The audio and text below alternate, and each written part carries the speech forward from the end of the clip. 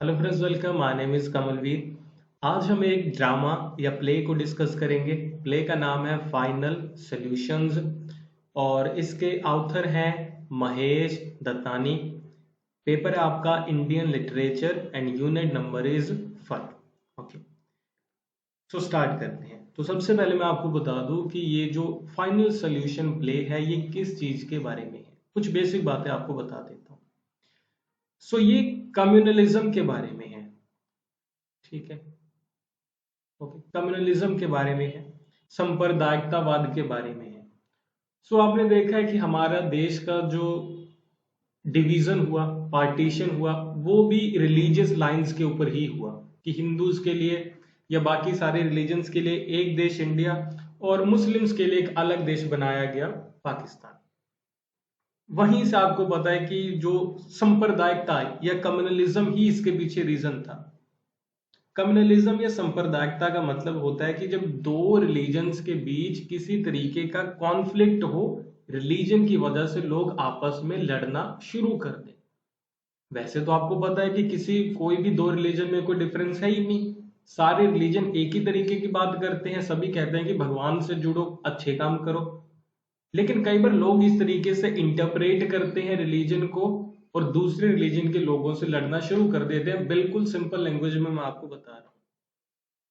Communalism या सांप्रदायिकता का मतलब यही होता है कि जब दो रिलीजियस ग्रुप्स में किसी तरीके का कॉन्फ्लिक्ट, टेंशंस हो रिलीजन की वजह से, और उसी की वजह से फिर राइट्स या दंगे शुरू हो जाए। एक रिलीजन के लोग दूसरे को मारना शुरू कर दे इस वजह से क्योंकि तुम्हारा रिलीजन दूसरा है।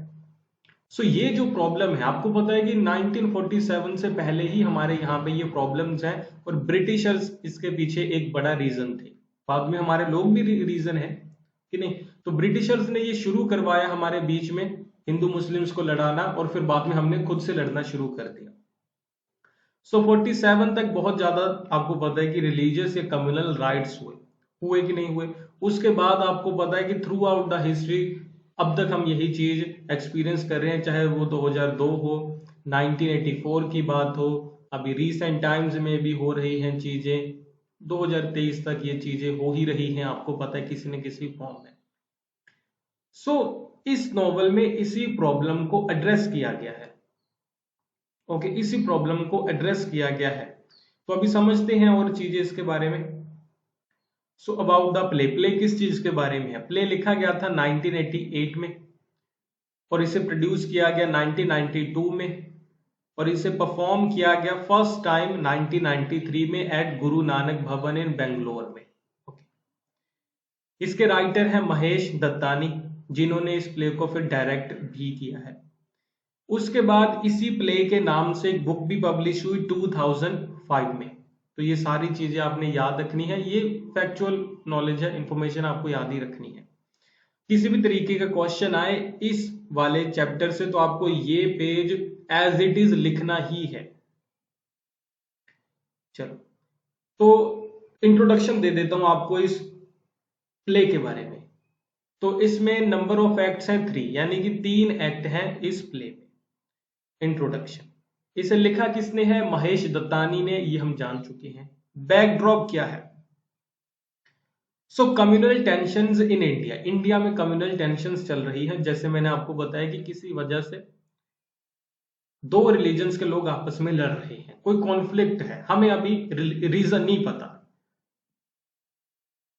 इस प्ले में हमें यही पता चलेगा complexities of religious and cultural differences, कि जब दो अलग अलग कल्चर्स के लोग, दो अलग अलग रिलीजन्स के लोग एक जगह रहते हैं तो क्या क्या कॉम्प्लेक्सिटीज आती हैं।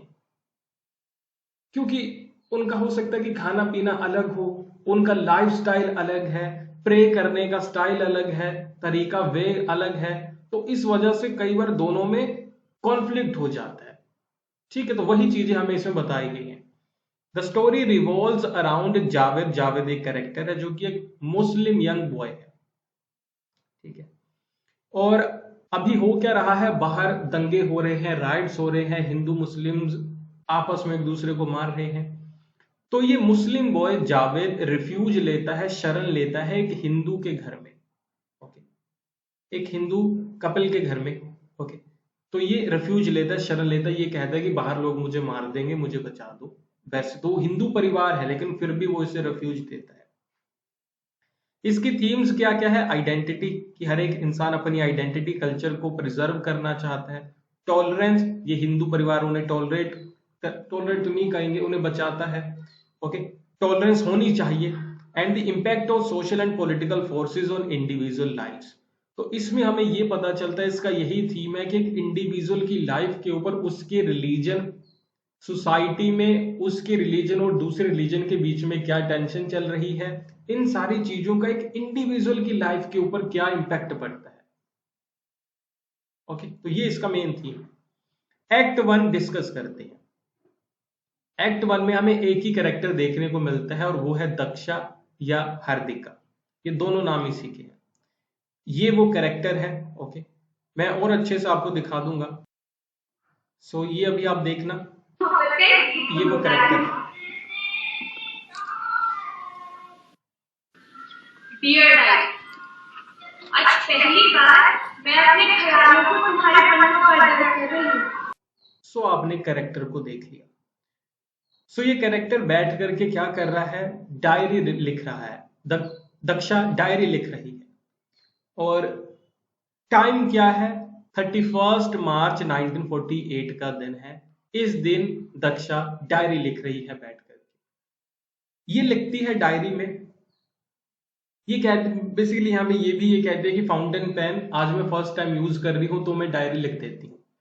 वो कहती है हर ड्रीम्स आर ब्रोकन। वो कह रहे हैं कि मेरे सपने टूट चुके हैं। डायरी में लिखती है सपने टूट चुके हैं। क्यों टूट चुके हैं? Because she has negative views about her in laws. क्योंकि जैसी लाइफ उसने प्रिज्यूम की थी अपने इन लॉज में होगी वैसी नहीं हो रही है। इस वजह से कहते हैं कि मेरे सपने टूट चुके हैं। अब ये सपना क्या था? ओके, सपना क्या था? वो कहती है I can't be a singer alike Noor Jahan. वो नूर जहां की तरह एक सिंगर बनना चाहती थी लेकिन अभी वो सिंगर नहीं बन सकती, इसलिए वो सपना उसका टूट जाता है।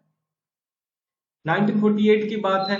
वो यहां बताती है कि एक साल पहले ही हमें आजादी मिली है लेकिन India remains confined with in the house four walls despite having achieved freedom. वो कह रहे हैं कि देश को आजादी मिल गई है लेकिन मुझे एज एन इंडिविजुअल कोई आजादी नहीं है।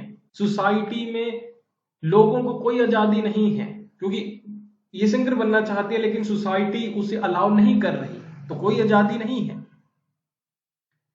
सो इसकी इसकी इसकी मैरिज हुई है हरी से। वो कहते हैं कि हरीज फैमिली डजंट अलाउ, कि उसे अलाउ नहीं करती कि वो सिंगर बने। और वो बताती है, आगे बताती है कि जब उसकी शादी हुई थी, एक मिनट वेट करना आप लोग। जब जब उसकी शादी हुई थी, so she was married on her 15th birthday. वो कह रहे कि जब मेरा 15th बर्थडे था तब मेरी शादी हुई थी, यानी 15 की एज में इसकी शादी हो गई। और वो इंडिपेंडेंस के बारे में भी बताती है कि हमें इंडिपेंडेंस मिली है लेकिन देश को मिली है, लोगों को तो नहीं मिली। फिर वो बताती है कि उसके फादर हेट करते हैं मुस्लिम से क्योंकि उस टाइम पे दंगे हो रहे थे।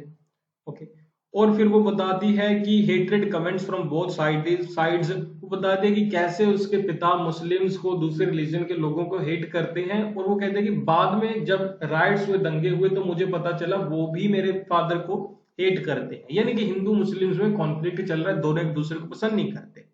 और इसके पिताजी की डेथ हो जाती है राइट्स में ही। इनके घर में भी स्टोन पेल्टिंग होती है, पत्थर गिराए जाते हैं इनके घर में भी। ये सारी चीजें ये बताती है। ओके, और ये म्यूजिक पसंद करती है, ये तो इसने बताया है। सो वो कहते हैं कि she enjoys the music of Shamshad Begum, Noor Jahan, इन सब का वो म्यूजिक बहुत पसंद करती है और वो एक सिंगर बनना चाहती है लेकिन फैमिली उसे अलाउ नहीं करती। इसके बाद वो बताती है she had the opportunity to meet a Muslim girl Zareen. एक मुस्लिम गर्ल है जरीन जिससे वो मिली, और वो भी, जरीन भी इसी तरीके का म्यूजिक सुनती थी, ये भी। तो दोनों ने डिस्कस किया म्यूजिक को कि हमें ये म्यूजिक पसंद है और उनकी क्लोज रिलेशनशिप हो गई। लेकिन फैमिली वालों ने ये भी पसंद नहीं किया कि तुम एक मुस्लिम गर्ल से फ्रेंडशिप क्यों करती हो, ठीक, क्यों करती हो। तो ये चीजें निकल कर है। ये फर्स्ट एक्ट यहीं तक है कि ये सारी चीजें बताती है। फिर जब सेकंड एक्ट स्टार्ट होता है तो अभी 1948 की बात है, फिर प्रेजेंट टाइम में हम आ जाते हैं, तो तब ये ग्रैंड मदर बन चुकी है, ठीक है, ग्रैंड मदर बन चुकी है। नेक्स्ट सीन में हमें ये दिखेगा। तो ये एक्ट 1 यहां तक था। तो नेक्स्ट वीडियोस में हम बात करेंगे इसके एनालिसिस के बारे में, कैरेक्टर्स के बारे में, कंप्लीट समरी डिस्कस करेंगे। तो कंप्लीट वीडियो आप देख सकते हो हमारी ऐप अमन पाठशाला के ऊपर, जो कि एंड्रॉयड ऐप है, या फिर आप हमारा वेबसाइट विजिट कर सकते हो amanpathshala.com। ठीक है जी, तो वहां पे आपको कंप्लीट कोर्सेज मिल जाएंगे एमए इंग्लिश लिटरेचर के सभी सब्जेक्ट्स के रिगार्डिंग। आज के लिए इतना ही, अपना ध्यान रखिए। Thank you for watching, bye bye.